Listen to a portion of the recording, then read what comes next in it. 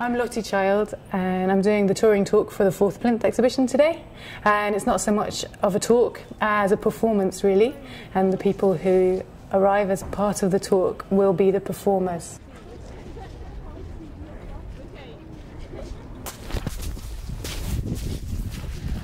So we're going to explore public space and in a way train ourselves to be in public space more joyfully and more expressively. Potentially being the public art that we want to see.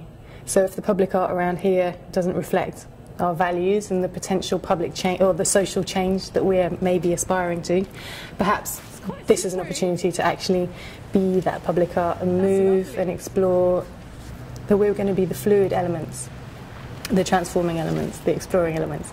You keep on being like a statue. Every pose is some sort of lovely female military. And what we're using to do that is street training, which is a technique that I've been developing over 10 years that might be a kind of martial art. It's a way of being more joyful in the streets and finding ways to engage with the environment and not always be subject to what it's telling us, but to shape it by finding joyful trajectories, joyful sensations, potential explorations, and that is what I've been learning from other people. So it's things like smiling at strangers. And I've been learning it from children and young people principally, and also people I've met in the street.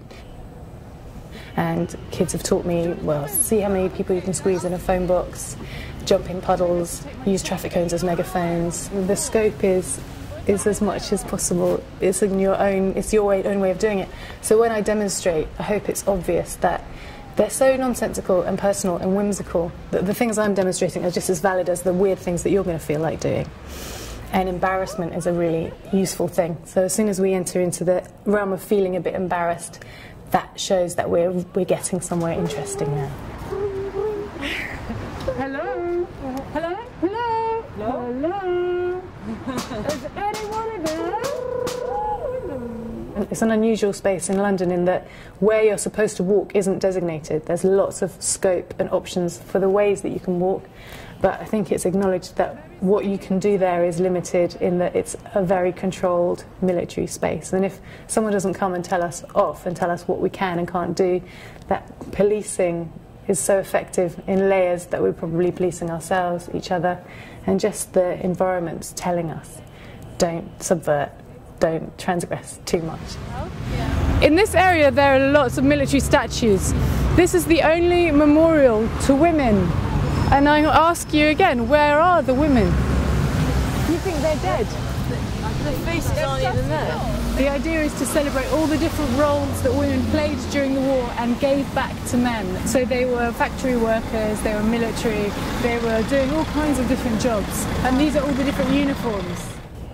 I say let's go out and be the public art we want to see, and we're expressive, joyful, creative, in the moment, together, without a fanfare, without any art market, without any cultural hierarchy.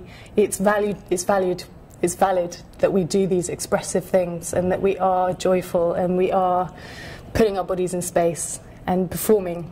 But it doesn't have a name and it isn't valued and it isn't celebrated, partly because it doesn't make anybody any money. It just improves the quality of our lives.